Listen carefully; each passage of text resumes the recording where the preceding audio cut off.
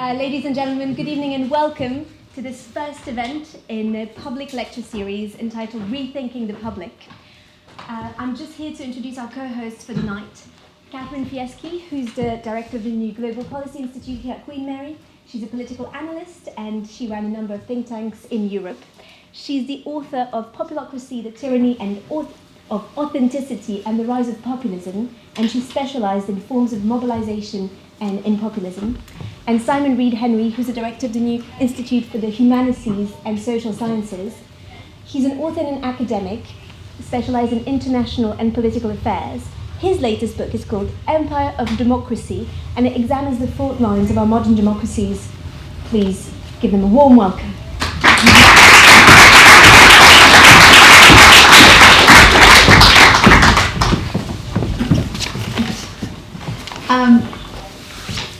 You'll notice that there's no sign for the Global Policy Institute.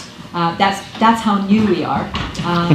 But as this is a series, by the time we have our next lecture, I will have a new, bigger sign for my institute. So welcome everyone. I'm Catherine Fieschi. It's a real delight to welcome you. This is... I really don't have to do much, and the clapping goes on. Thank you very much for that second warm welcome.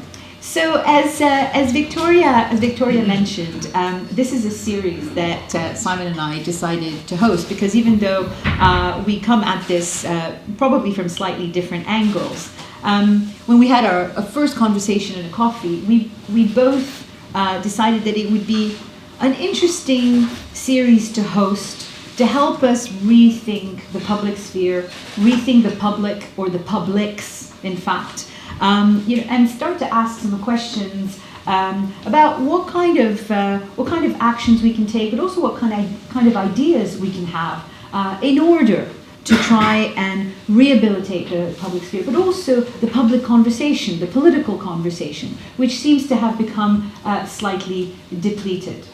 So my starting point, our starting point, was that things don't look very good, right? From a political perspective, whichever side you might be of, whichever divide. One of the things that we notice about publics here in the UK, but also elsewhere in Europe and also elsewhere in the world, is that actually there's a profound dissatisfaction with the way that you're being asked to engage or being allowed to engage, or in fact not really being allowed to engage very much. And one of the things that we notice is that therefore political engagement but also public engagement actually tends to occur in ways that first of all make us feel powerless or make us feel angry, and in any case make us feel as though the institutions that are available to us are slightly inadequate to the task and to the challenges that we face. So what we want to do throughout this series is to start to address this through different themes. And today's theme is how to save democracy. We thought we'd start with something manageable, right? Yeah, or thanks, Catherine. Or at least trying to set out what the problems are. So, I mean, when Catherine and I first sat down to decide what sort of conversation do we really need to be having about the public today, I think both came at it from the point of view that our model of political engagement is broken in a sense. You know, it seems to resolve to who can shout the loudest and to who's prepared to listen, and also who's able to listen, to turn up to things. And of course, well done, all of you have turned up tonight, and it's great to see so many of you here. And I'm thrilled that we can bring you all onto the campus here at Queen Mary, one of London's great public universities, because the other element that was guiding our discussion at the very start was that universities ought really to have a role to play in this debate. So there's a sense often that what universities do and what academics do is provide the facts which can inform public political debate, and certainly that's a part of what we do need to do. But we think as well that the universities could be more than this, that we can actually use the fact that we are public spaces, neutral spaces, where we can bring people together from different points of view and actually begin to have a constructive discussion, and to do so not as a one-off event, and this is why we wanted this to be a series, but as a rolling conversation that can gather a bit of momentum. And yes, so tonight we're going to talk about democracy, but later on in the series, as we'll talk about towards the end tonight, we're going to be talking about literature, about rhetoric, about all the things that shape what it is the public is and can be. And I think, as Catherine mentioned, we aren't thinking of publics in a sort of singular sense then. The idea of a singular public realm of civic universalism, it's very sort of 20th century social democratic vision. But that's come a cropper in recent years for a reason. And so perhaps we need to think outside of those boxes of what it was that worked before if we really want to respond to the challenges of the moment. And I'm delighted that we've got three really interesting people to come and begin this discussion with us tonight. I'm just going to invite them all up onto the stage one by one and tell you a little bit about who they are. The first speaker we've got with us tonight is Rick Edwards. Rick is a television presenter, but he's much more than that as well. He's been the host of the BBC's Free Speech programme, which is a sort of question time for younger audiences. He's the host of the Science-ish podcast with Michael Brooks of The New Statesman. And that's a really interesting format for any of you who are interested in thinking about how science as well is something that's not simply a series of technical discussions. It's social, it's lived, it's political. So I really would recommend that you go and listen to that as well. He's on the Wellcome Book Prize judging panel this year. And above all, for purposes tonight, he's written a fantastically engaging book about democracy, which came out in 2015. And it's really a pre-Brexit, but in so many ways is prescient about what's become of the UK in the post-Brexit environment. So can we first of all welcome, please, Rick Edwards.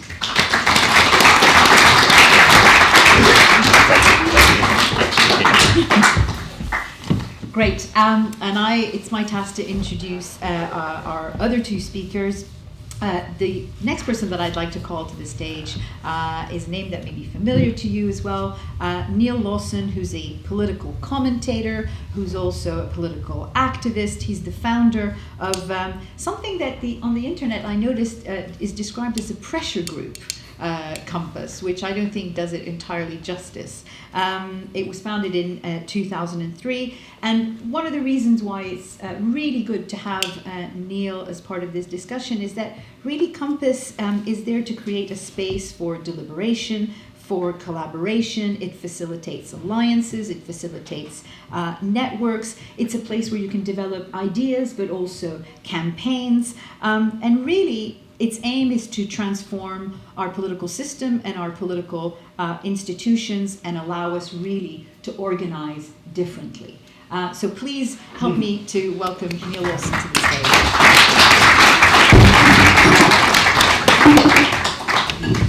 And our last speaker is Peter MacLeod.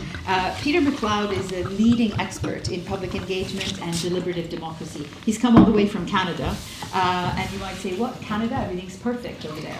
But apparently not.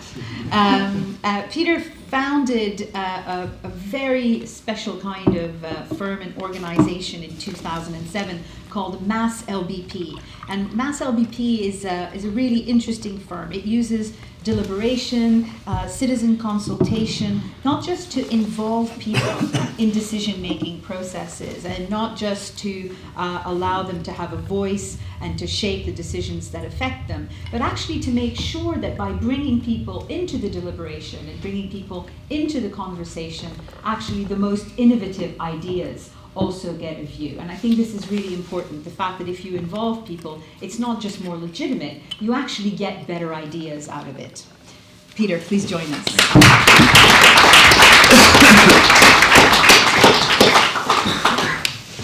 Right, so we have our panel. Now we just need a theme.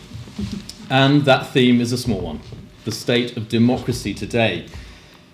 It's easy to think, we've just had in this country a hugely divisive election. That election was actually an effort to put a stop to a hugely divisive period of 3 years post the Brexit referendum. It's very easy to think that things are all going terribly wrong. It's easy to think that politicians don't listen anymore. It's easy to think that the way in which we govern ourselves has somehow lost its way. But I think there are also possibly reasons to be hopeful, to quote another reasonably well-known podcast. And I think one of those reasons is that we're able to sit and actually discuss together as citizens, as communities, and as individuals from different walks of life, what it is that for each of us is required by a larger public conversation if we are to feel that we have a voice. And that element of having a voice is, of course, part of what democracy is. It's a part of the way in which we've organised liberal democracy for decades, if not more longer.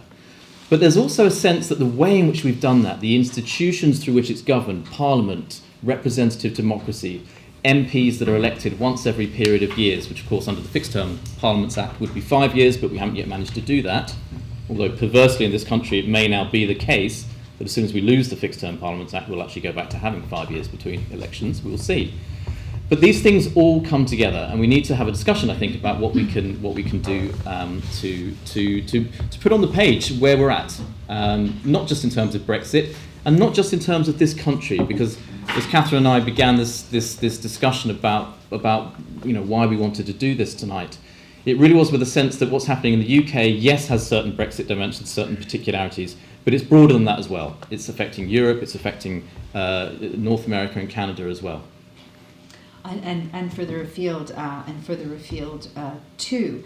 The way that we want to do this is that we're going to ask our three speakers to tell us really what they think is a possible remedy or a possible set of remedies to try and address the various ills that we've sketched out.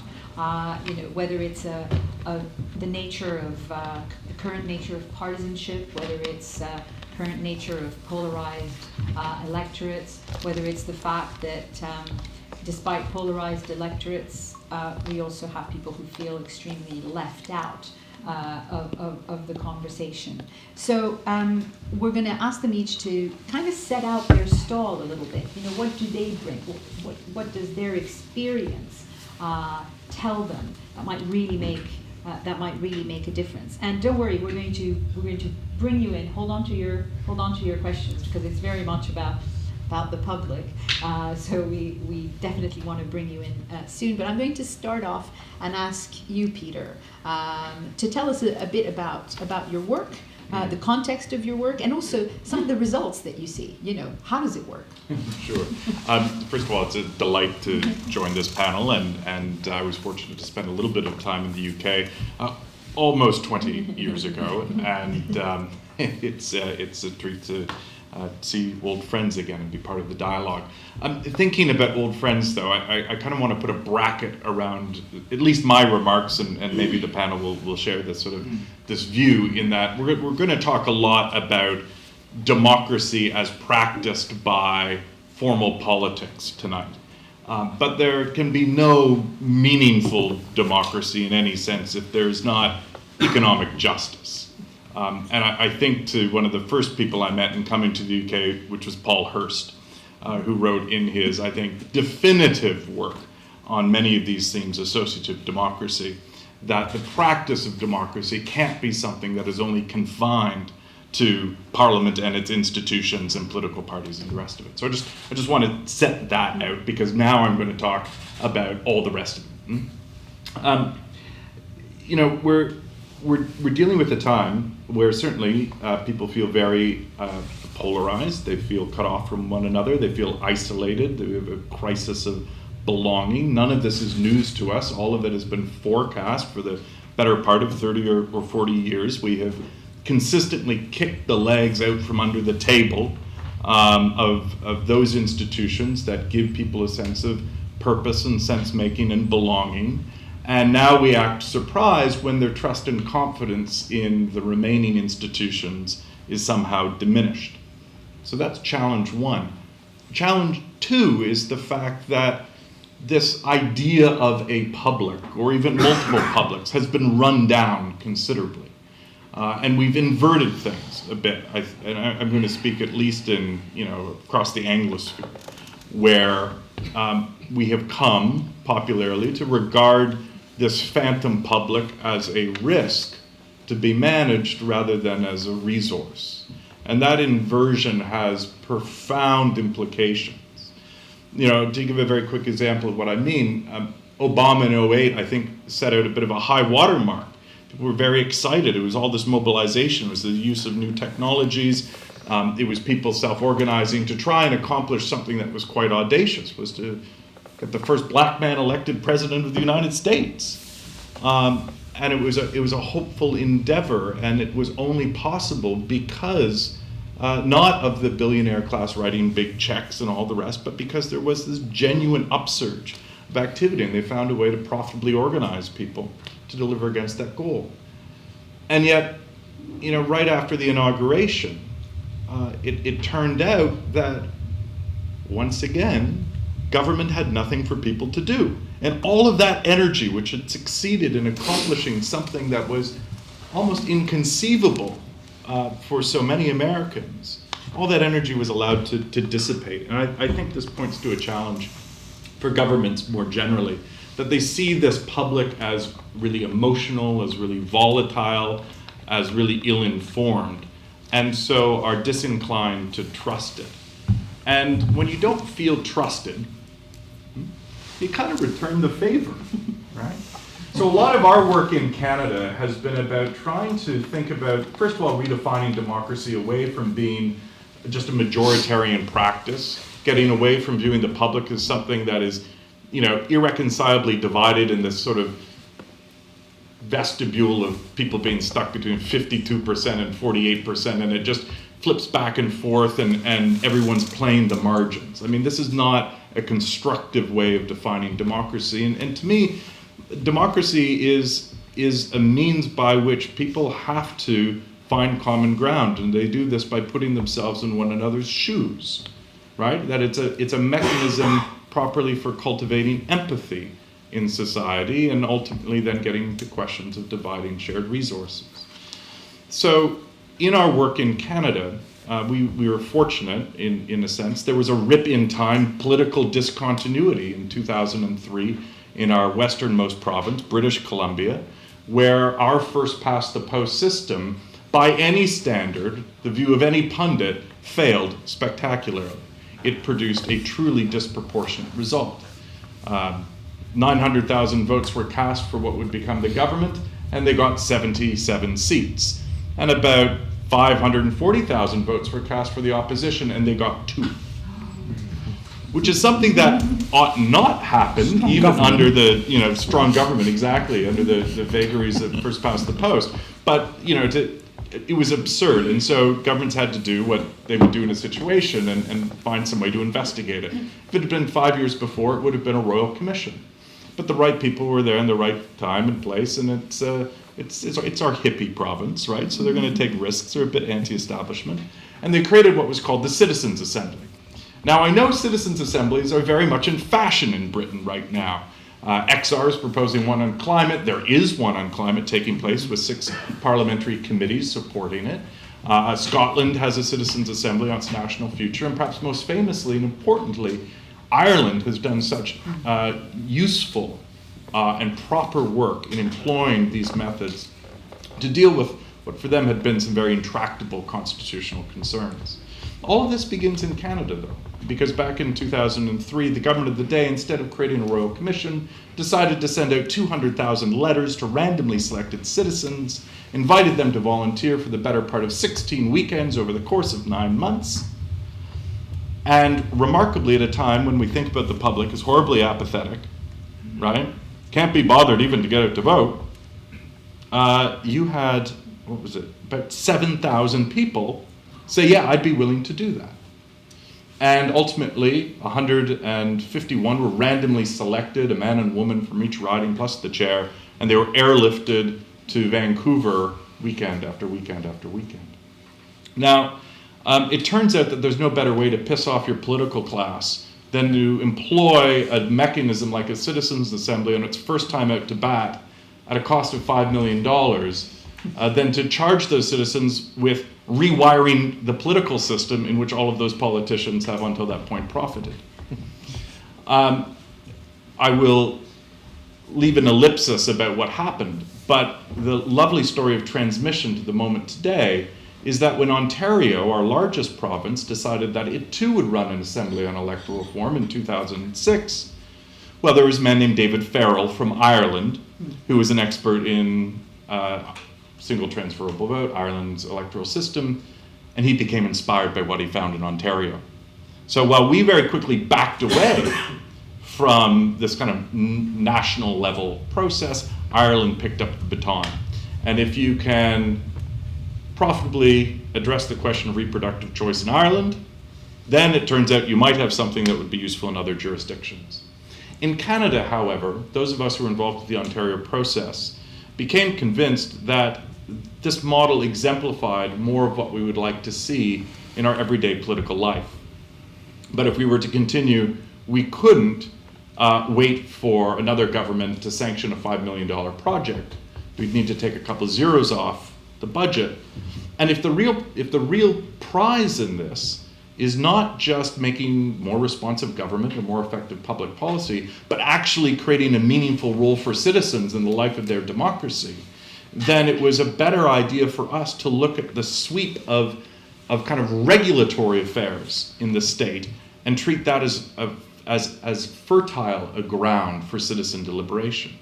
So the story, fast forwarding 10 years since the Ontario process, is that there have now been about 40 Canadian citizens' assemblies and what we've come to call reference panels, where citizens are randomly selected following what we call a civic lottery. They're impaneled typically for 4 to 6 Saturdays. The individuals are randomly selected to roughly match the demographics of that community. And they are cut in backstage with senior policymakers and experts, and given the space and given the autonomy and given the authority to propose to government far-reaching recommendations. And at this point, we've had pieces of legislation pass unanimously in our legislatures as a result of the direction of various citizen assemblies. We have dealt with multi-billion-dollar transit infrastructure projects. We have dealt with controversial social topics like supervised injection services. We've run national reference panels on our mental health strategy as a country. We occasionally manage to do these processes in both French and English, because I think democracy should be audacious, in fact, and we need to keep raising the bar and demonstrating, in fact, what is possible. The point I'm going to conclude on is a concept that we've been trying to advance that we call D1, D2. And I think it's a way of sort of simplifying maybe some of what's been going on. We have to remember that the project of the franchise, the project which is the core project of representative democracy, has been a project of more than 200 years. And you're going to hear in a moment why that project isn't finished, because while almost 100% of adults have the vote, we still haven't franchised our young people. But that has taken a determined lift and a concerted effort not only to obtain, but to sustain. In the D1 project of representation, it has also contained some settled thinking, though, on what might be the ratio between electors and elected. We accept that it's probably 1 to 10,000, or 1 to 100,000, or in US congressional districts, 1 to 1 million sometimes, and beyond. But there's a ratio implied. So all we've managed to do is one side of the equation. We have established that 100% of people, give or take, ought to have the vote. But we've never had a conversation about what percentage of the public ought to have the opportunity to enjoy the privilege of representing others as part of how we define citizenship. And so D2 is doing some concerted thinking about how we might all as citizens have the opportunity to use our voice as a proxy for others, to consider that part of our civic responsibility. But we won't do it by creating a 30,000 member parliament. That would be a terrible idea. We're going to need episodic ways of engaging intensively and contributing as a matter of public service. We've discovered that while people want to say, and they'll fill out surveys and the rest of it, they also want to serve. The problem isn't that we've been asking too much of people, it's that in fact we've been asking too little. So the provocation I'd make to the panel is actually one to think about democratic practice in almost epidemiological terms, which is how nice it is that we might have pilots that get a few dozen or a few hundred people involved, but how do we meaningfully bring these theories to scale? Because it will require something on the order of 0.5%, 1%, who knows, right? If we are actually to change people's experience of democracy and ultimately our culture of democracy. Thanks very much, Peter. That was brilliant.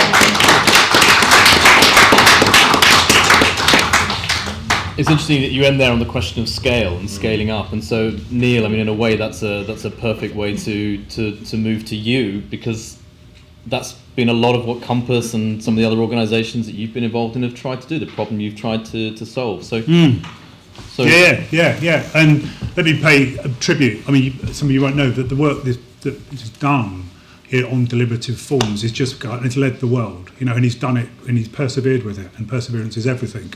And I want to locate what he said in a kind of bigger picture, the experience of that deliberative stuff and where it fits. And I'm kind of very ambivalent about the time. Probably moving around too much on the camera won't get me. That's probably a good thing. I can't sit still. I'm ambivalent about the times. And I'm reminded of Charles Dickens from The Tale of Two Cities.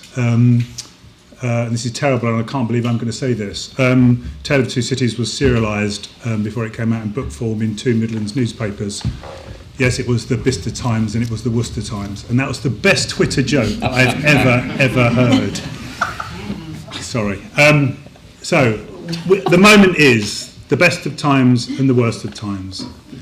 And I'm going to explain that kind of through illustration. I wanted to show a picture, but I can't. There's a big paradigm shift going on. This is why I want to locate Peter's work in. Right, there's a big thing that's going on, and paradigm shifts in society and democracy usually happen around technology. Technology shifts most things, right? And for much of the age of modern democracy, we were like cogs in wheels because the technological culture of the defining age of democracy was mechanical, right? And what's called the Fordist age, the Ford factory, everyone had a single job to do, and you stood in your place and you did your single job. And democracy was a bit like that, really. We were kind of cogs in wheels. We had a voice some of the time, when elections came round or whatever, and most of our kind of world was operated in that kind of steam age, then electrical, then cog-like fashion. And then the technology began to change, and we began to operate more like consumers and not cogs. There was more dispersed ways of doing things, there was more choice, and we defined ourselves not as cogs, not as kind of people on a factory line, but as consumers. We bought our identity, we made decisions, and consumption was the abiding way in which we decide who and what we are. But the technology shift of now, I haven't brought it with me, that thing that's in your pocket that you look at all the time, you know what it is, right? That is now defining us, because the new kind of way, the platform, the network, the digital, the being able to talk to anyone and anything, the guy's doing it there quite rightly, he's recording all my brilliant thoughts, linking with anyone, organising anywhere, having a voice, having a say, that's now defining what we are. And that's defining an age not of cogs or consumers, but citizenship, right? So, in terms of where this kind of locates with Peter's work and the big picture, because the old coggy, mechanical, top-down command and control state still has a role but doesn't give us choice, freedom, autonomy, whatever, there's limits to what it can do. The free market can go out and buy stuff, but there's limits to what that can do as individuals as well.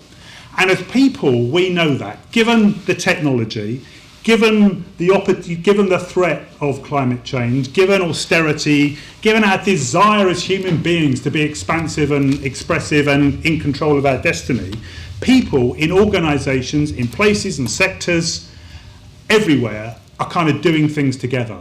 Because of the network society, because of our ability to connect and talk, collaboration is now the zeitgeist way in which we do things. We're just at the start of that process, but it will expand exponentially as these things get into more of our lives. In bad ways, I know, about kind of, surveillance and echo chambers as well. The technology is the technology. It's kind of neutral, and in amazingly good ways at the same time. So what's happening is this kind of bubbling up, emerging in local places, local democracy, making things happen in the care sector, in the renewable energy sector, in every place we're collaborating more than ever because the remote state's not working, the free market's not working, and we've got this technology that's enabling us to do it, right? So that's the kind of, we call that the emergent. But the problem with that, it's happening despite the system and not because it. it's fragile, it's isolated, it tends to be located around certain individuals who've got a particular gripe or a particular issue. It usually happens in positions of adversity. And so what's happening, this beautiful, emerging, collaborative, purposeful, usually environmentally focused, often kind of egalitarian, very often democratic, it's kind of isolated. And we talk about fireworks. So you see lots of different examples of this happening down in Frome, where the independents have taken over the council, or in kind of, care homes where people are operating on kind of flat structures. We see these fireworks of kind of 21st century participation and collaboration lighting up the sky. But how do you sustain it? How do you sustain it and turn from a kind of the odd example that says, okay, I can see the future, and then it goes back to darkness because the people they lose their money, they lose their place, they lose their energy, someone moves on. And this is where so that's the horizontal axis. This is where the vertical axis comes in, of the state. How do we begin to re-engineer the state, not to do things to us and for us, but to be in support of all of this energy and all of this creativity and all of this collaboration? And that's the kind of thing that Peter is exploring, is how do you begin to bend the state to be in service to this emerging stuff? And we call it this 45-degree change, and that's just a diagonal meeting point between this emerging stuff, which then requires the state to come in and support it with resources, regulation, money, rhetoric, etc., etc. And the problem of our politics, our formal politics, that designed side of the access, is it's so far out of sync with the 21st century and our expectations as network citizens who have a voice and have a say.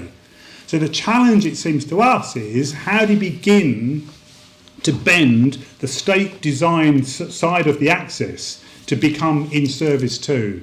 Because this is and the problem with this, it isn't just a structural thing, it's a cultural thing. The problem of our political leaders is they've got egos the size of a bus. They all think it's about them, they want to lead, they want to tell, etc., etc. And we've got to somehow engineer a situation where they kind of understand that the nature of 21st leadership is humble, bold, supportive, caring, empathetic, etc., etc. And I don't know the answer to this, right? How do you get things that have got a certain DNA, a certain kind of, marrow in their bones? It is all about command, control, being the big I am, etc., etc., and begin to bend it into something new and something different. It will have to give, because the times demand that something has to give. And there are some members of parliament who get it, but not enough. There are certainly local authorities that get it and they're beginning to experiment and do different things. But a job, it seems to us, is to work out how you begin to shift that design state side so it's in tune and in sync with the kind of things that Peter are doing and the kind of things that people want to happen. Because I think that there is an amazing flourishing of people's aspiration, determination, creativity. And if we can unlock that to to face up to the incredibly complex challenges. I mean, the idea that you elect a government, on the basis of 25% of the electorate, with a mandate what to do with climate change and the march of the machines and loneliness and, every epidemics and everything else. As people were saying, the future, is incredibly complicated, and it will not be imposed by anyone. It will only be negotiated. How do we have a negotiated settlement to begin to address all of those questions? That is the question for a politics that is going to work for the 21st century, that's going to save our planet, that's going to stop, the polarisation and meet all of the challenges and the immense opportunities of this moment.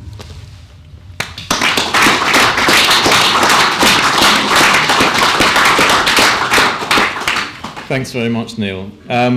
I suppose one of the ways you begin to have that conversation is you change the we. You change who is the we who is having some of those conversations. And that was a problem for Labour partly in the recent election, because their we was partly very young people and partly very old people, and it was kind of hard to create a conversation that brought both of those people together. And I think in a way that's why we sort of brought you to the table as well, because you're somebody who's come into politics a bit later, somebody who's always had a lot to do with the youth and with young people, and really kind of has seen this problem through their eyes. And of course, I know when you then did your TED talk, that kind of really took off. Yeah. So it'd be great to hear a little bit about that perspective, and who else needs to come into this conversation, and not just the usual old white men on a stage. Yeah, and here we all are. So I think the main thing is about who, for me, is getting left out of the conversation. And I come at this from a very different angle from the other guys, in that I knew nothing about politics when I was growing up, wasn't engaged with it at all, didn't have conversations with my parents about it, they weren't really into it either, and I felt very shut out occasionally of conversations that I would hear snippets of, and I just glaze over because I just didn't get it and no one had ever explained it to me. It didn't bother me, I didn't see that was particularly a problem. And then in 2012, so I sort of had a career as a youth TV presenter, and in 2012 I started doing a show for the BBC called Free Speech, which was basically Young Voters Question Time, so a live political debate show for young people. And it was great, and I met all of these incredible young people who were very, very engaged, very passionate, very smart, and it was really inspiring, and I loved it, and I felt like it was a really great show, and it was performing a very valuable service, and one that isn't now being performed, actually, because the show no longer exists, and I think that's a crying shame, but that's probably a discussion for another time. What I quickly also realised, though, is that I was, the people that I was meeting, the young people I was meeting, a very self-selecting group. The kind of people that come along to a live debate show are people who are obviously engaged, and so I was getting a very warped picture of the actual level of engagement of young people. Because then when I started to really kind of get embedded in this world, I became aware that there was a big issue with the drop in youth voter turnout. So before 1992, youth voter turnout had never been below 60%. By 2010, it was 44%, and then by 2015, it was similar. And on the one hand, I was like, so why is that? Why is that happening? Why are these people not voting? Does it matter? And can you do anything about it? And the first thing I did to try and answer the why was try and get out and meet kids who weren't coming to my politics show.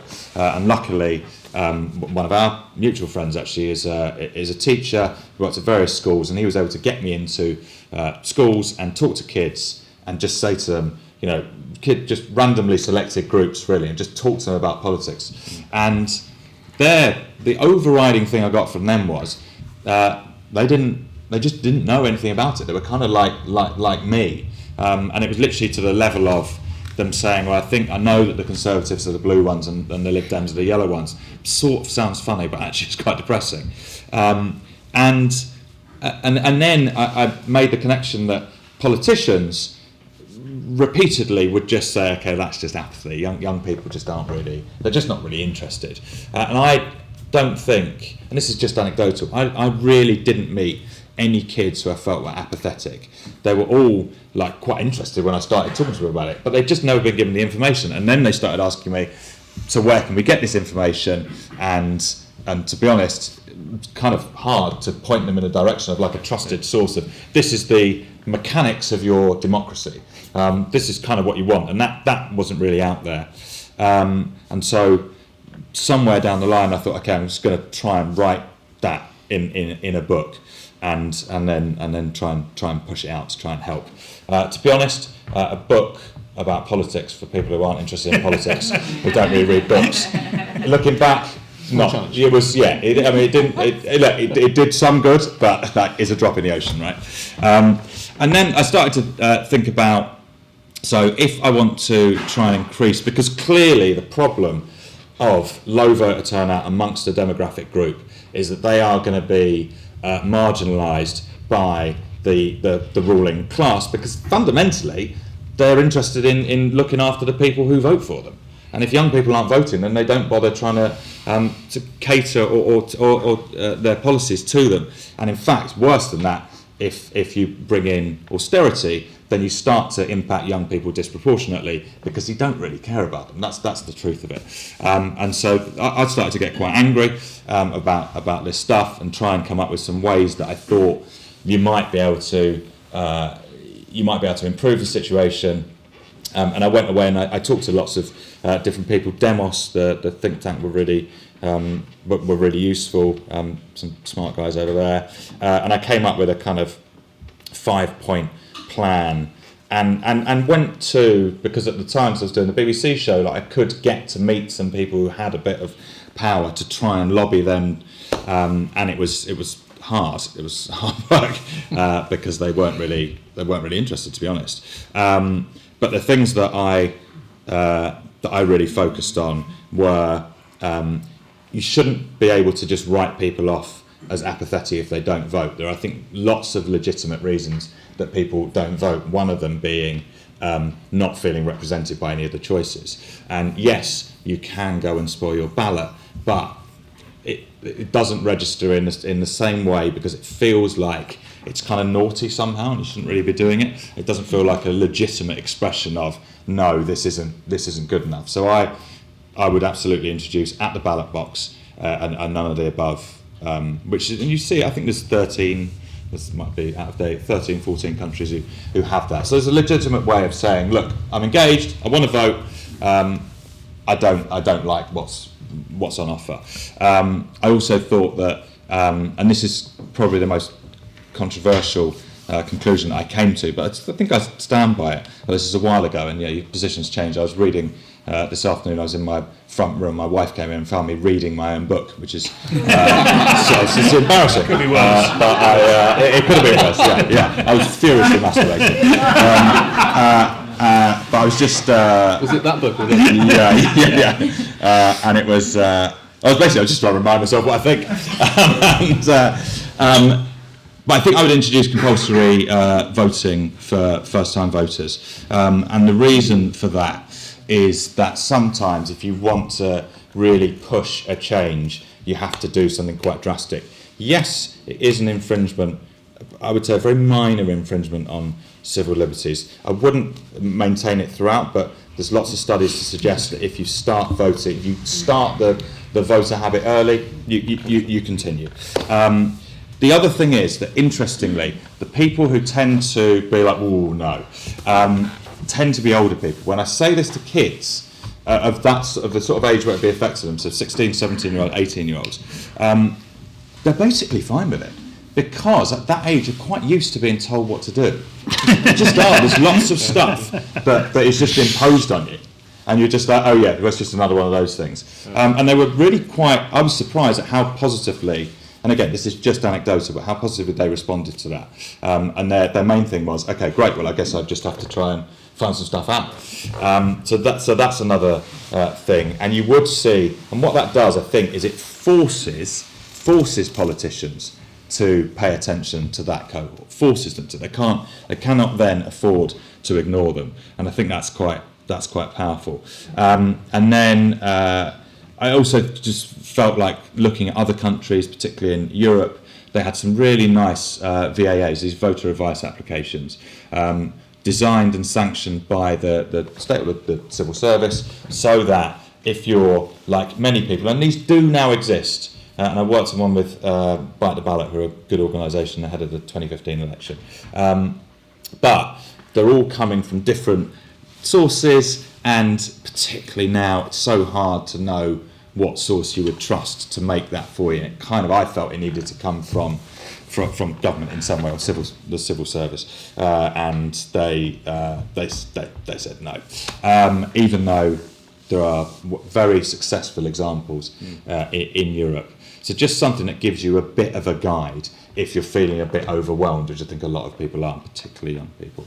And there was I feel like I've spoken for too long, but one last thing that I think is quite important that Peter mentioned right at the very start is it is very peculiar that we have that we have first past the post. It's so counterintuitive to so many people, there's kind of results that it throws up, and it's a real shame that the AV referendum happened in 2011, and it wasn't really a particularly good alternative, and it's not in the interests of either of the major parties, and they both just campaign against it, never really stood a chance, and you don't really know when we'll next have a conversation about proportional representation.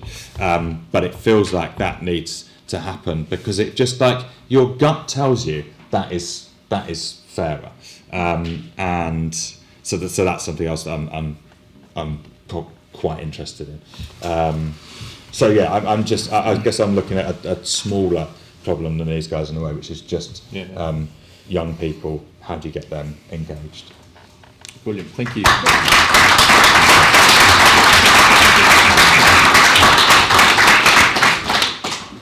But just before we open it up, I wanted to say just a couple of things. One is I'm struck by some of the hopefulness of what you said, Peter.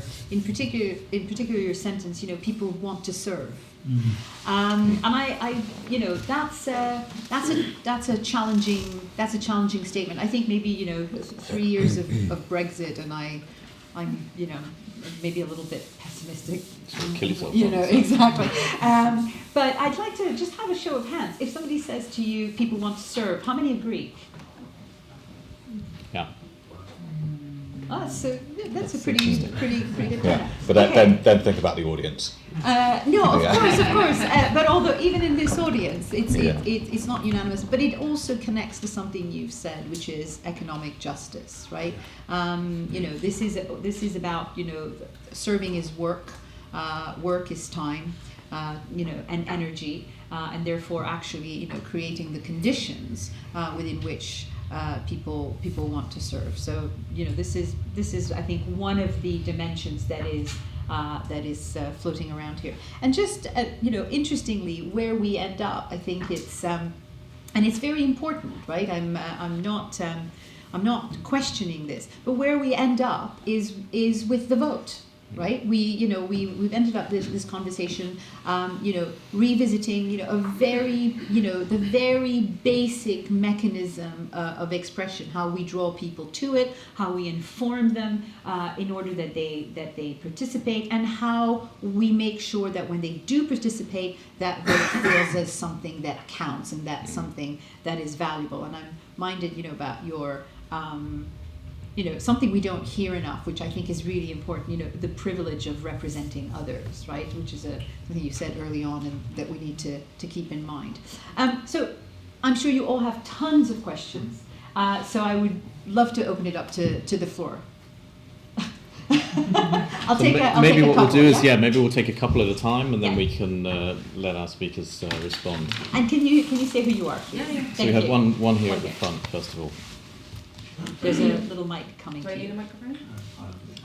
Yeah, you will. Yeah. That's going to be too much. Great, yeah, thank you. Hi, my name is Anne Saka. I run a politics blog to get young people interested in politics. That's good, well done. Interested in Rick's comments. I did agree with most of what you said. And I also work full-time in Parliament as well, so that's a weird contrast, dealing with young people and then being surrounded by old people. Yes, I mostly agree with what you said, Rick. I think it's really impressive, everything that you said. I've got two small questions. Do you feel like there's a real lack of representation in terms of young people as well, that also affects things? Obviously, young people look at politicians and people in politics, and you don't see yourself in the old saying of, you can't be what you can't see. And also as well, we talk about young people sometimes in a way that's overly simplistic, as though they're one homogenous group. And what are your thoughts about the kind of intersectionality in young people as well as a group? Black and minority ethnic young people, for example, have a slightly different view on their ability to participate in politics compared to white young people. Similarly, those who are less educated obviously bear the burden of feeling like they have less knowledge to bring to the table than those who get to attend institutions like these. Great. Okay, let's back that for 1 second. There was one other question further up. I can scream. Thanks a lot. So this is maybe two questions for now the name escapes me. Pete. Sorry. So the one question is, you mentioned something like, more in an off remark, having a parliament of 3,000 people is a bad idea or something like that. So the question would be, within some kind of parameters of now, everybody has internet access essentially, why would it be a bad idea to have a 300,000 people parliament? If anybody, whoever wants to vote, let them vote. Who doesn't, they need not. And the second question would be, so why not expand, let's say, or what are your thoughts about expanding the assembly simply into a system? Yeah. So why not simply expanding the system into a kind of a system of autocracy, where there are no votes for kind of a representational government, but simply, the parliament of 500 people is elected in this some kind of a representative fashion every 5 years through a random lottery. Okay, so variations of youth, and then the radicalization of some of your suggestions. That's probably enough for now for the first round. Yeah. So yeah, sure. So I think the representation thing is absolutely right, and I have spoken about this before. Actually, I think it is an issue when young people can't see other young people in power, and there's all sorts of reasons for that. I don't think it's absolutely essential, but we should be looking of ways to promote people in, and partly it's how do you attract a different kind of person into politics. I think that's really what it comes down to. It's not necessarily just about the age demographic, but all sorts of demographics. There's so many barriers to entry. I think particularly now. I think you can probably get a bit caught up in sort of trying to assemble a parliament that is exactly representative of the nation that it's representing. I mean, there was an amazing time, I think, when prisoners were massively overrepresented in Parliament, or people who'd been to jail, and I don't think at that point people in prison felt overrepresented. There was a time when there were more people in Parliament called John than there were women. Yeah. And luckily that is changing. But I mean, it's sort of mad, isn't it? And then your other thing, you're absolutely right about the sort of homogenous group of young people and sort of doing that for ease. Of course, there's all sorts of subtleties and nuance within that, and different groups will. And the one that really most sort of concerns me is probably the one to do with education and access to information. That's the thing that really empowers people to feel like they can get engaged with this stuff, I think.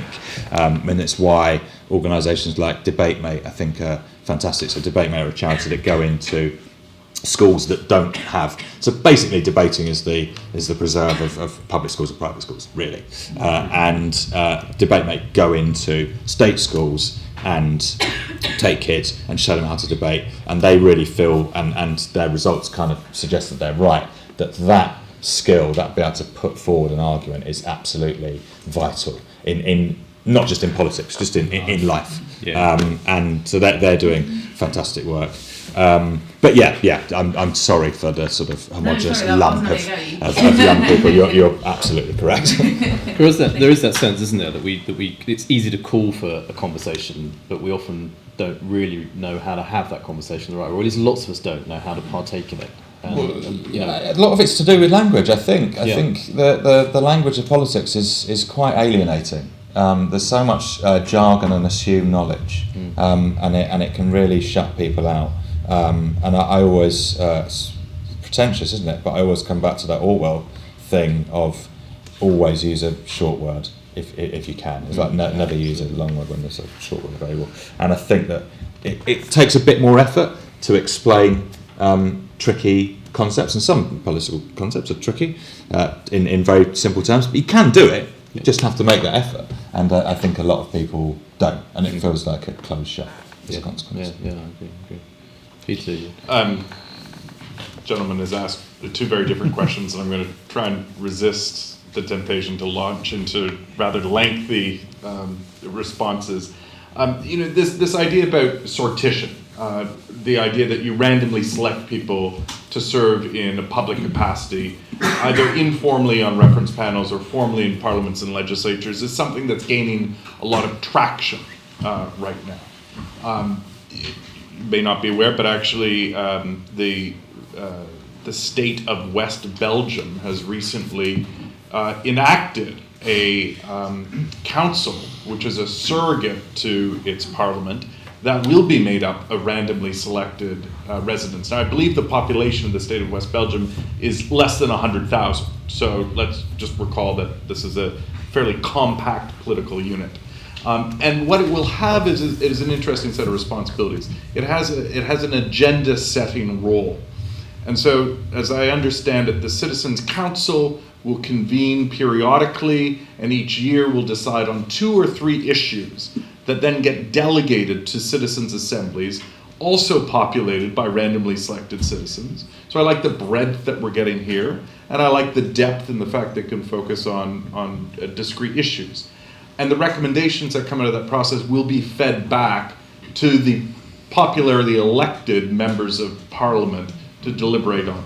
I think that, if we think about the extent to which we want to wire these processes into the architecture representation, the idea of doing it in a supplementary way, I think is probably right. I think it's probably right because I'm not sure that popular opinion is prepared to cede the vote to a giant lotto machine just yet.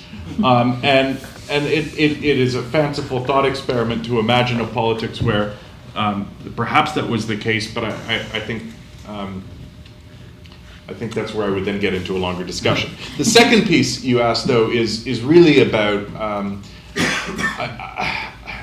something that I think is a bit concerning. It really it's quite definitional as to what we understand democracy to be. We've taken the act of voting to really be the foremost act that citizens and our political representatives each exercise.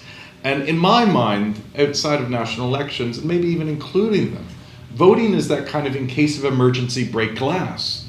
Voting in parliaments ought to be the backstops. And in PR systems where you have more consensus style of coalition governments, voting isn't the interesting thing in their parliaments. The debate at the cabinet table is the interesting thing. The discussion in committee is the interesting thing. That's where the policies get made. And that's where, yes, there's horse trading, but that's where there's also a kind of like mutual, and I don't want to romanticize any of this, but a more genuine dialogue is possible. There's a big movement now because of computers to say, well, everybody can participate in the e-democracy and these digital agora, and there are platforms like Policies in South Korea and others that are getting hundreds of thousands of people to contribute to policy formation. I think this can make a positive supplementary contribution to the existing architecture representation, but it can equally be a force for greater atomization, reinforcing the idea of majoritarianism, certainly being advantageous to majority views at the expense of minority rights. The will of the people. And has been the sort of preference of the communication theorists and the cybernetic folks who'd actually like just to take a lot of the blood and flesh and humanity out of politics and to make it a little more algorithmic. And I think we need to be cautious there. And all of this is to say there are no solutions to democracy, and democracy can't be solved. We can create more inclusive forms of governance, and that's what I think the job really is. Yeah, I think also it's about not being a singular thing. We talk about democracy, it's lots of things. We got some more questions coming in. Gentleman here, gentleman there in the tie, gentleman back in the green. Okay, We've got 3. We'll start here with you, sir. Yes. Thank you. And young woman in the front. My name's Michael Sinclair, and I'm a member of the London DM25 group. And I am delighted to be here tonight.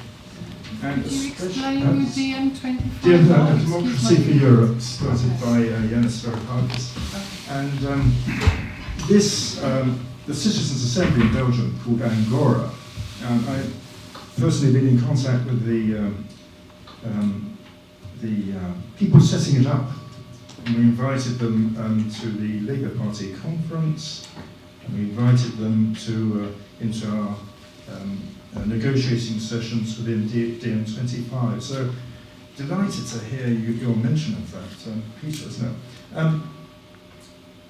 Are you checking your emails? What we've been discussing is, for the last year and a half, we've been discussing citizens' assemblies in quite some detail. And where we are is, we're saying that if we accept there'll always be a right left-wing politics, whatever parties there are likely to trundle on, the very real problem is the term of office. It's the institutional design of politics that we need to nibble at and change. We have a system that ultimately becomes self-serving and disenfranchises the populace. And it's really solely down to the term of office. This election, the vote, the hyperbole that comes around election times. And we can feel it now. We've just had an election, and what are we left with? A sort of impotency. And what we're lacking, what we don't hear in Parliament, is true deliberation. And one thing they can't afford to show us is doubt in their deliberation. The very healthy thing, the very health of deliberation is doubt. And the more insistent people's views become, the more I doubt them.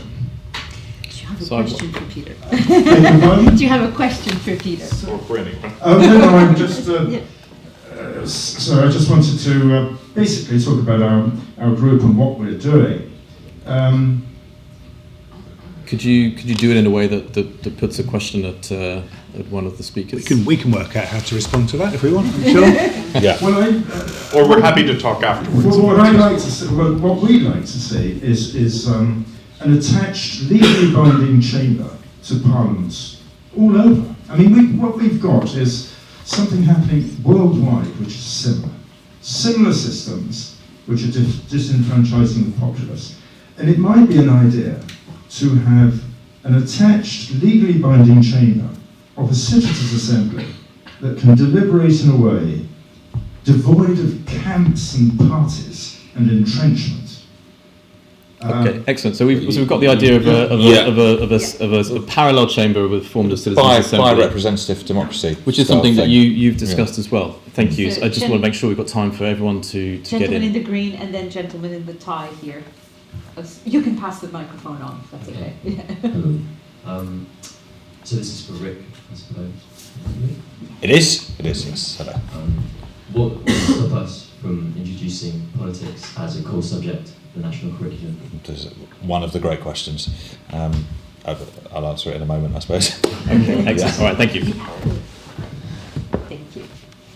Model of brevity. Thank you. Actually relates to that, because some of the things you were all mentioning presuppose some sort of culture of democracy. For example, this idea that the networks provoke and will make us more democratic, something that we that started studying issues with regulation of information society thought in the year 2000, and unfortunately the reality showed us that it was quite opposite. I mean, big corporation dominates the media, people got more divided than ever, the inequality is bigger than ever, so it's more dystopian than this idealistic situation in which networks allowed us to be more democratic.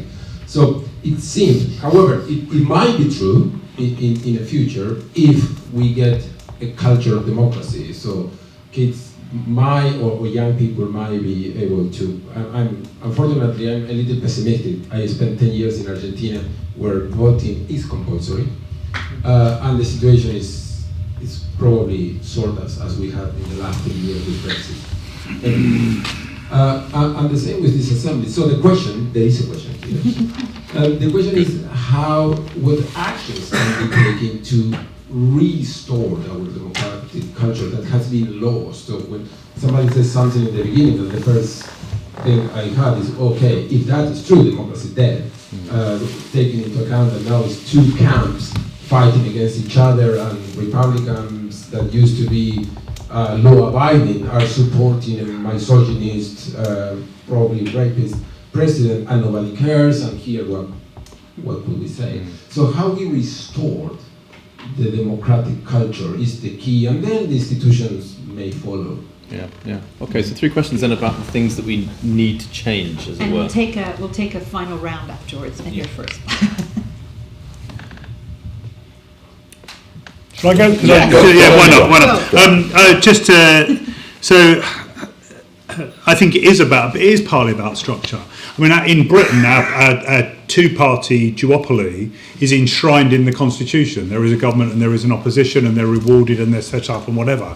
It's kind of as if the controllers of BBC One and ITV were allowed to veto any other channels happening. You're right? Yeah. It's exactly, and so that, and then every election, what happens is people know that their vote is completely wasted if they don't really vote for one of the two main parties. So it's locked in. Hey presto, as you watch the kind of convergence of the vote to Labour and Conservative as you head towards an election, where before it was kind of dispersed to UKIP, Brexit Party, Greens, Liberal Democrats, or whatever. The thing forces everyone into that box, and then the turkeys are never going to vote for Christmas, are they? Because they're never going to change the system because it benefits them. Now, how do we get out of that? That seems to be the question. We prosecuted the idea of a progressive alliance. That and one of the conditions of that would be that there wouldn't be a progressive alliance government that didn't have argue for a mandate for proportional representation. When they get into office, and you have to abide by that. I think that's the only way it's going to happen. That's the only way we're going to break the logjam, and that requires the Labour Party to move itself around to supporting proportional representation, because the system mitigates against it. In terms of your kind of view that it's a dystopia, I just think, look, it's like the French Revolution. It's too blooming early to tell, right? And the technology is the technology. It's not going away, right? It's not going away, right? And it does terrible things and it does brilliant things, right?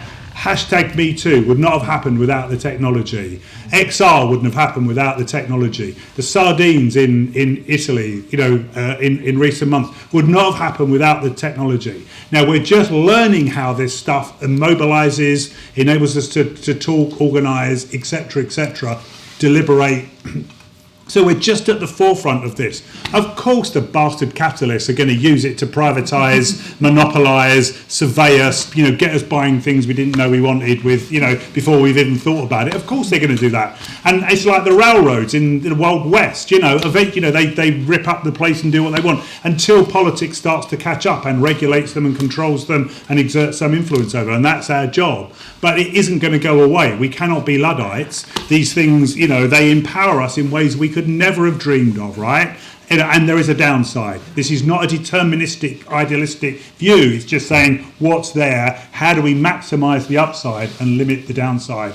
And we shouldn't be we shouldn't be too pessimistic about that. And we should, work off of, you always start with, a belief in the best in people. Believe in the best in people and give them some technology where they can talk to everyone and organise and blah, blah, blah. You may have the basis for the renewal of democracy. Peter, did you have a pick up on any of those questions before we? It's always such a shock we go to the next round. Next to Neal and hear him sort of go on. It's good. Just a couple of very quick points. I think the project of bolting on citizens' assemblies to parliaments is a fairly limited and finite exercise. I think it's more profitable to work with line ministries in the broader public sector that is trying to make decisions that are never reported on in the press, and as I said previously, could be a fertile ground for citizen input. After all, governments run tons of public consultations all of the time. Most of them are useless, right?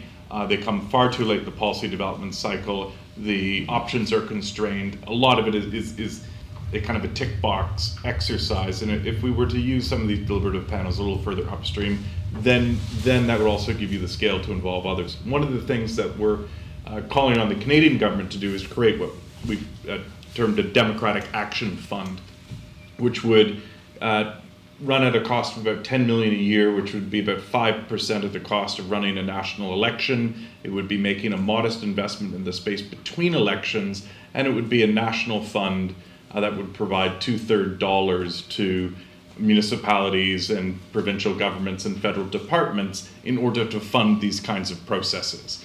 And it would be attached to a center of excellence. And that is my hunch is the best way to get scale and penetration quickly. The issue about kids and voting and schools, I wouldn't make it compulsory.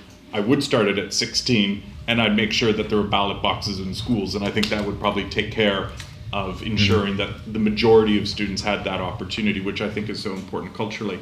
But I just want to say that, especially in a North American context, we teach all of the wrong lessons about democracy in schools, right? We replicate the worst aspects of our parliaments and congresses by having student council presidents. Yes. And the first thing it teaches everyone in school, of course, is that those with a lot of social capital, the cool kids, the wealthy kids, the whatever kids, the ones that are already popular, they get to rise to the top. And it doesn't matter if you voted for them or not. The whole thing just rolls on anyway. And Jeffrey Kennedy's sitting at the back here, who's done some fabulous work with some colleagues around democratizing the functioning of schools. And I think if you were to take all of the decisions that a principal or a head teacher has to make in the course of a semester or a year, and you farmed that out to a parent, teacher, student dialogue, that would create a much richer, different experience of democratic practice where everybody's in and everybody counts and there's no sitting out and there's nothing special about you and your leadership qualities, but it's something that we do together. Can I just bring back the idea of the democratic culture? Sorry, please. You brought up the idea of that there is in some places a culture that seems to be more conducive to the kind of collaborative, consultative, compromise-based, dialogue-based kind of democracy that we're looking at. And I'm interested in also in connecting to something you said, Neal, saying something's got to give, right? Turkeys aren't going to vote for Christmas, but something has to give. I've been really struck over the past few years in this country about how we've talked about anger, right, and the place of frustration, but also the expression of frustration in different democratic systems. So I'm part French, and when I took place in Brexit or anti-Brexit demonstrations, I just couldn't believe that people weren't throwing things. I mean, I couldn't understand how anybody thought that they were going to be effective with placards with limericks and hearts, right? And at one point I got interviewed by the BBC, and I think, slightly shocked some of my colleagues, and I said, but I don't understand. We keep saying that we want to make things move, but actually, we're not actually prepared to take much of a risk for it. Exile's different. Exile's a big exercise in civil disobedience we've never seen before. Exactly. So I just wanted to put that back to you, because we've talked really mostly about how to change the system from within, and assuming that people don't get too frustrated to actually go and smash stuff. What's the legitimacy of going out to smash stuff?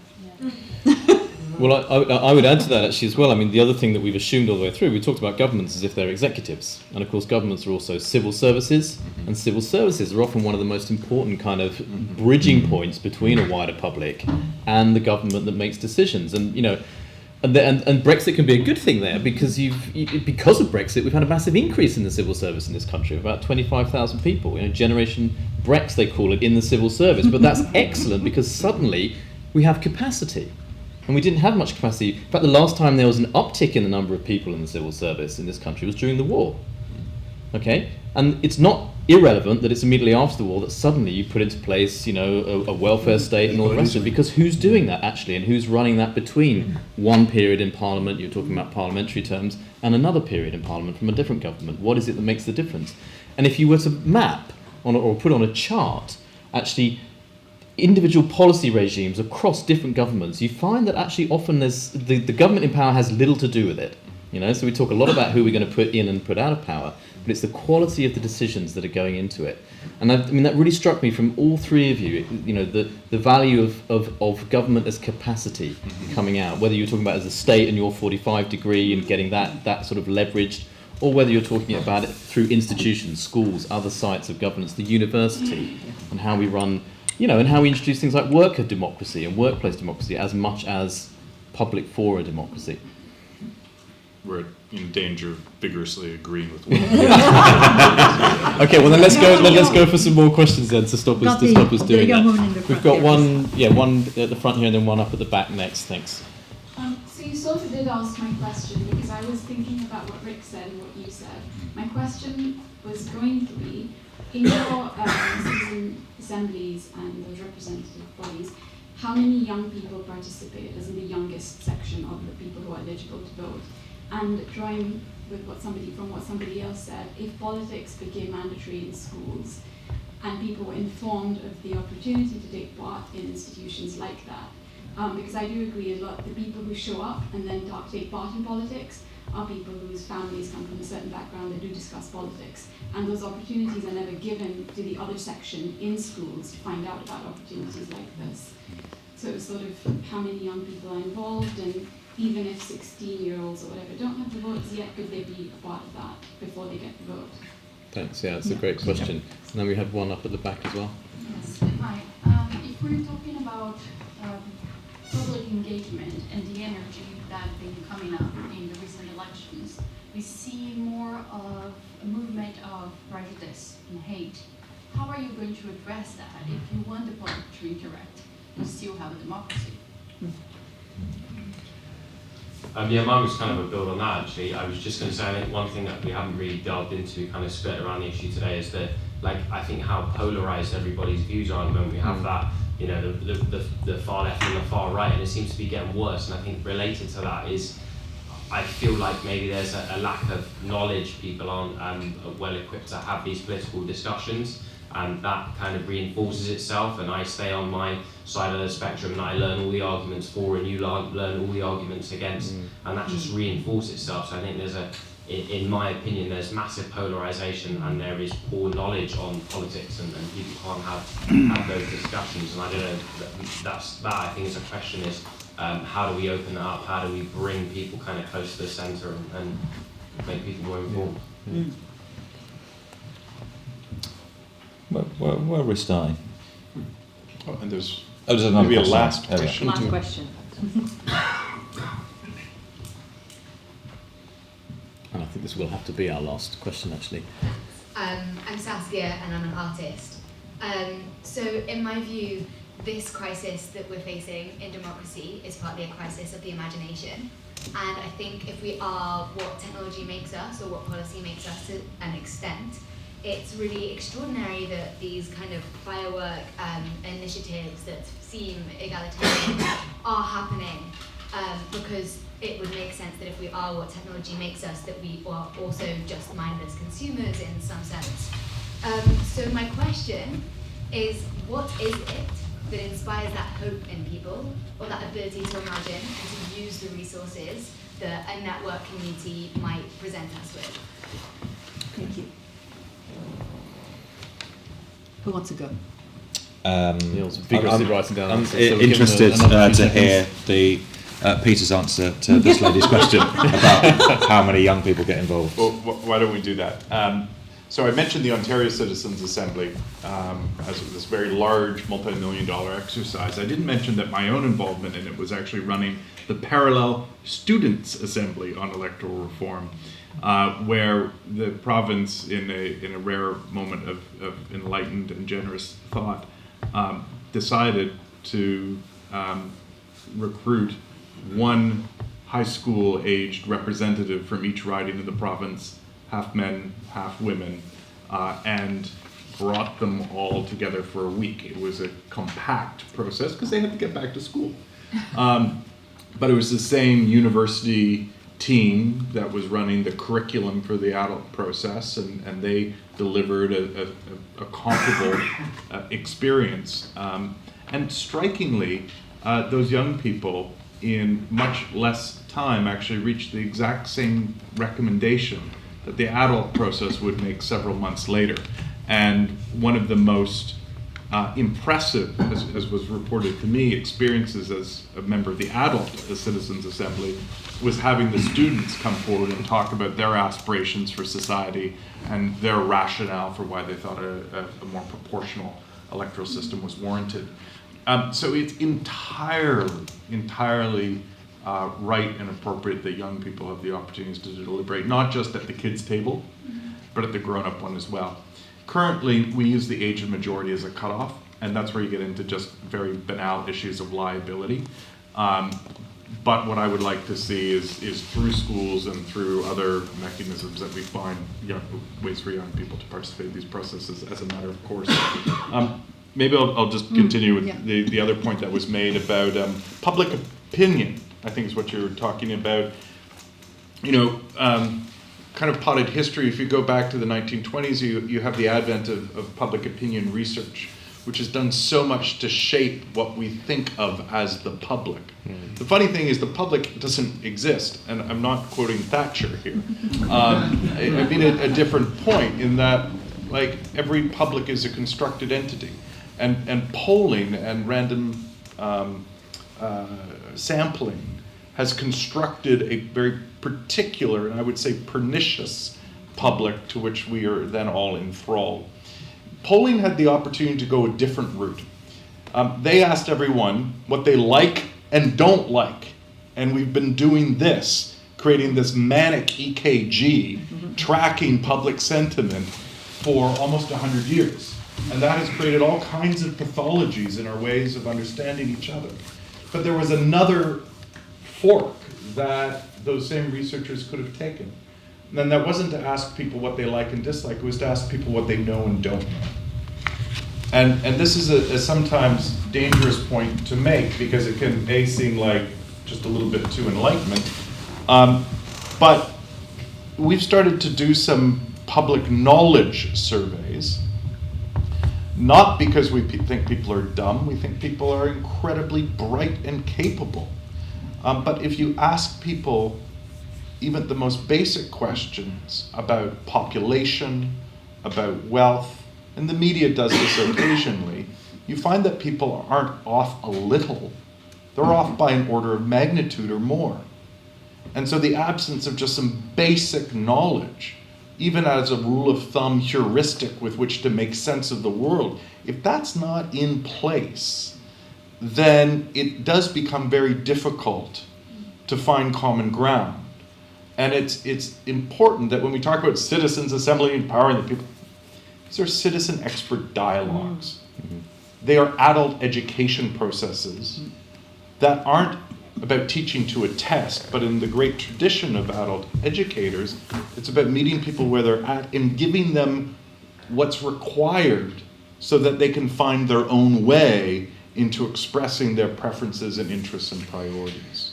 So I think there's a lot to what you're saying about public knowledge, and there are ways to do it that aren't patronizing. There are ways to make public learning enlivening. We need a little more Bill Nye the Science Guy going on, right?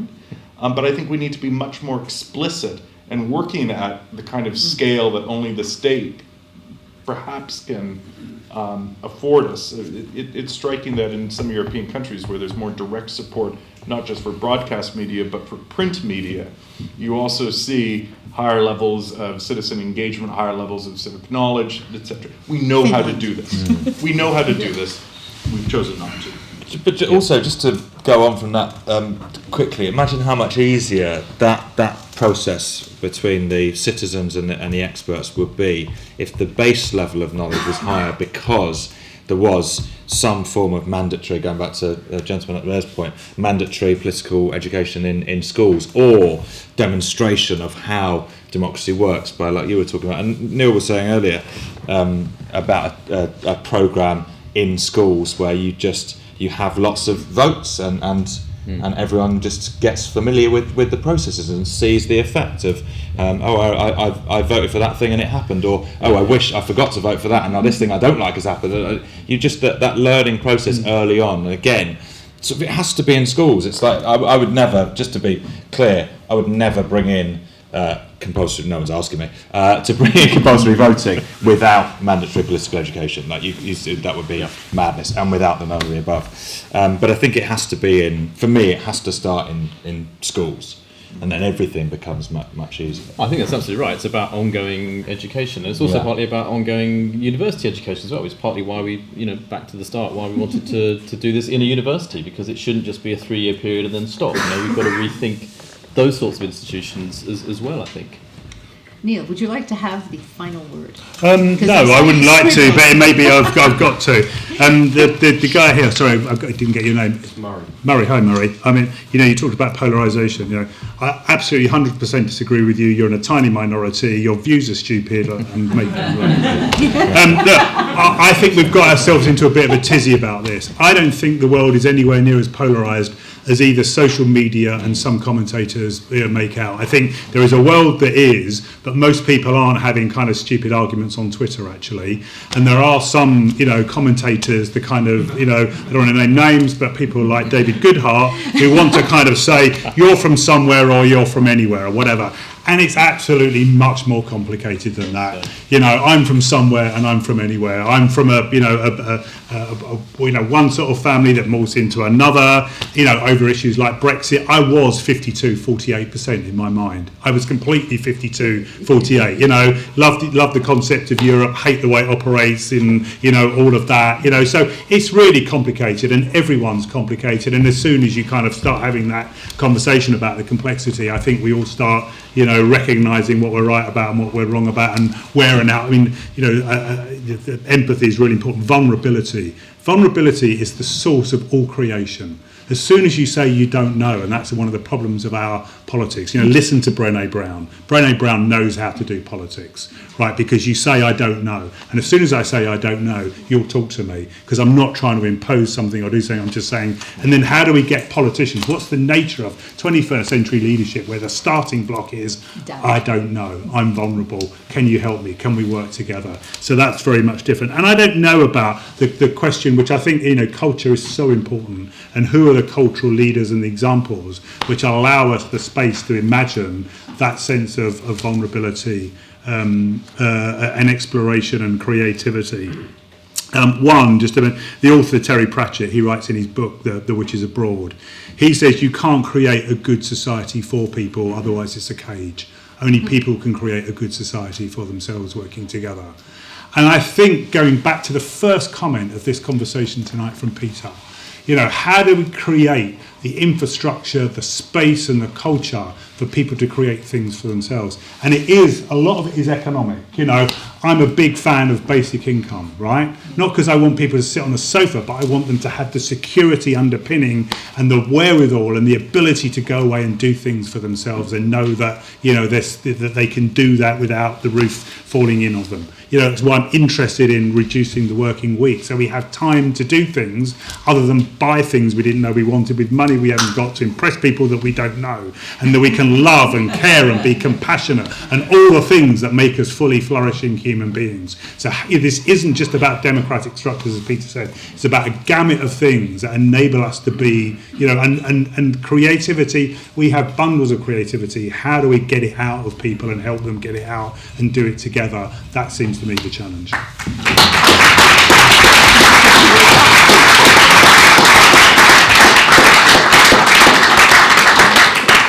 Brilliant. Well, I'd just like to thank all of you for coming and sharing your thoughts and opinions and partaking in a conversation that's going to carry on. So I look forward to seeing some of you at the next event as well, which will be on the 31st of March. Where we'll be talking about political language and culture and a lot of things that actually we've just been raising, and literature as well. Exactly, and the democratic imagination. And the democratic imagination, which is central to all this. But I'd especially just like to say thank you to our three speakers this evening, to Peter, to Neal and to Rick for all your fabulous contributions in getting this conversation started. Thank you. Thank you very much.